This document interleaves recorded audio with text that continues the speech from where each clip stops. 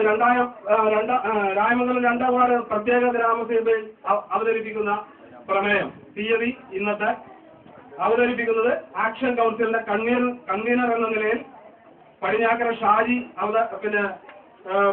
അവതരിപ്പിക്കുന്നു. പിന്താങ്ങുന്നത് ഈ നാട്ടിലെ മുഴുവൻ ആളുകളുമാണ്. ഈ വാർഡ് പ്രദേശത്ത് ഒരു പ്രൈവറ്റ് ഫാക്ടറി പ്രവർത്തനം ആരംഭിക്കാൻ പോകുന്നുണ്ട്. പ്രസ്തുത ഫാക്ടറി വയൽ പ്രദേശത്തിനും ജനവാസമുള്ള സ്ഥലത്തിനും നടുവിൽ ആണ്.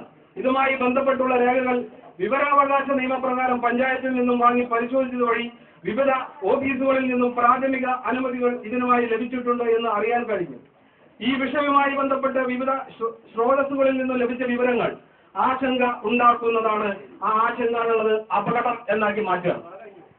പ്രൈവറ്റ് ഫാക്ടറികൾ ഏറ്റവും കൂടുതൽ പ്രവർത്തിക്കുന്ന പെരുമ്പാവൂർ, കോതമംഗലം, മൂവാറ്റുപുഴ മേഖലയിലെ പ്രൈവറ്റ് ഫാക്ടറികളിൽ നിന്നുള്ള മലിനീകരണ പ്രശ്നത്തിനെതിരെ വ്യാപകമായ പ്രക്ഷോഭങ്ങളാണ് നടക്കുന്നത്.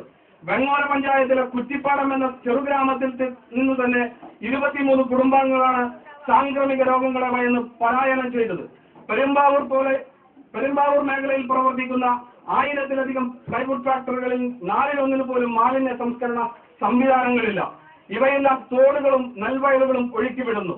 പ്രൈവറ്റ് കമ്പനികളിലെ തൊഴിലാളികളായ അന്യദേശക്കാർ തിങ്ങിപ്പാർക്കുന്ന ക്യാമ്പുകളിൽ നിന്നുള്ള കക്കൂസ് മാലിന്യം വഹിക്കുന്ന പൈപ്പുകളും തോട്ടിലേക്കാണ് സ്ഥാപിച്ചിരിക്കുന്നത്.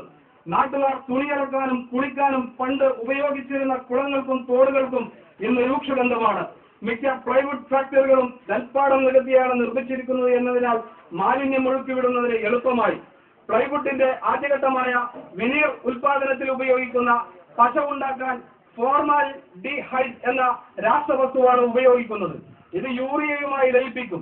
ഈ രാസവസ്തുവിന് ബാഷ്പീകരണ സ്വഭാവമുള്ളതിനാൽ വളരെ വേഗം അന്തരീക്ഷത്തിൽ ലയിക്കുന്നു.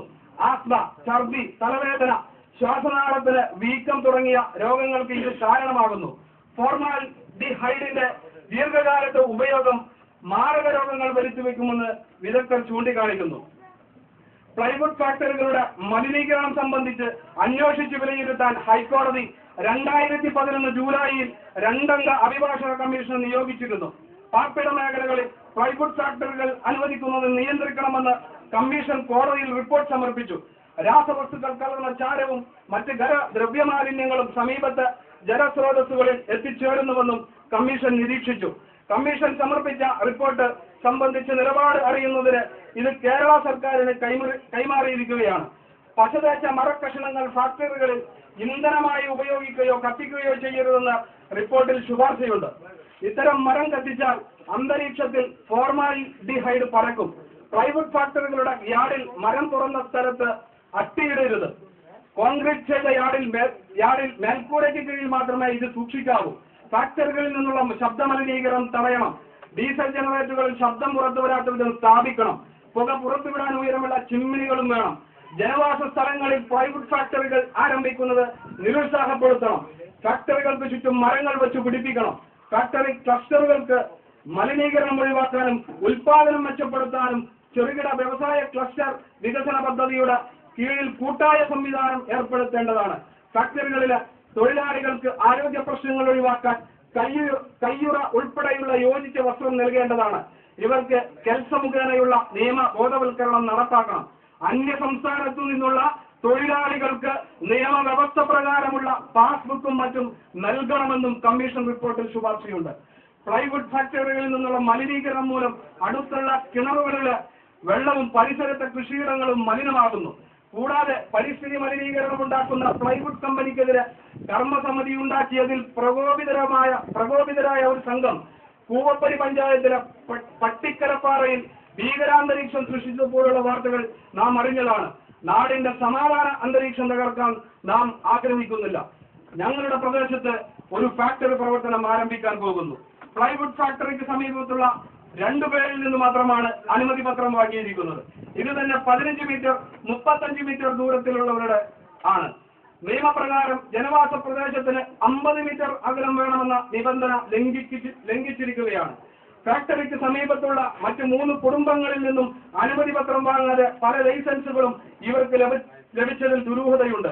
ഇവർ നൽകിയ അപേക്ഷയിൽ ഫാക്ടറി ഉപയോഗിക്കുന്ന രാസവസ്തുവിന്റെ പേര് ഫോർമാൽഡിഹൈഡ് നൽകിയിട്ടില്ല.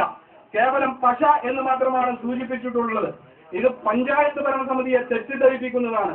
കൂടാതെ ഫാക്ടറി മാലിന്യങ്ങൾ സംസ്കരിക്കാൻ സംവിധാനമില്ല എന്നും അപേക്ഷയിൽ പറയുന്നു. എത്ര ജീവനക്കാരുണ്ട് എന്നതുപോലുള്ള പ്രധാനപ്പെട്ട പല ചോദ്യങ്ങൾക്കും ഉത്തരം നൽകിയിട്ടില്ല.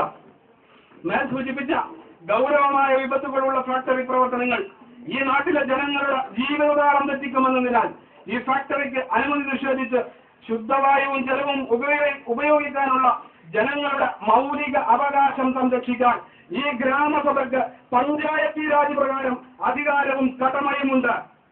കൂടാതെ സുപ്രീം കോടതി ഉത്തരവ് WPC 202/1995 29/10/2002 തീയതി പ്രകാരം പ്ലൈവുഡ് കമ്പനികൾ തുടങ്ങണമെങ്കിൽ സുപ്രീം കോടതി നിയോഗിച്ച സെൻട്രൽ എംപവേർഡ് കമ്മിറ്റിയുടെ അനുമതി ആവശ്യമാണ്. ആയതിനാൽ ഈ ഗ്രാമസഭ യോഗം പ്രസ്തുത പ്ലൈവുഡ് ഫാക്ടറിക്ക് പ്രവർത്തനാനുമതി നൽകേണ്ടതില്ലെന്ന് തീരുമാനിക്കുന്നു. പഞ്ചായത്ത് ഭരണസമിതി ഈ തീരുമാനം നടപ്പിലാക്കണമെന്ന് ഈ ഗ്രാമസഭാ യോഗം ആവശ്യപ്പെടുന്നു.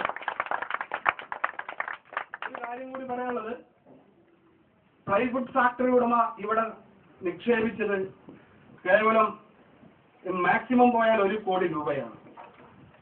ഞങ്ങളുടെ ജീവന് 50,000 കോടിയല്ല, വിലമതിക്കാത്ത കോടികളുടെ ജീവനാണ് ഈ നിൽക്കുന്നത് മുഴുവൻ. അത് ബന്ധപ്പെട്ട അധികാരികൾ ഓർക്കുന്നത് നന്നായിരിക്കും.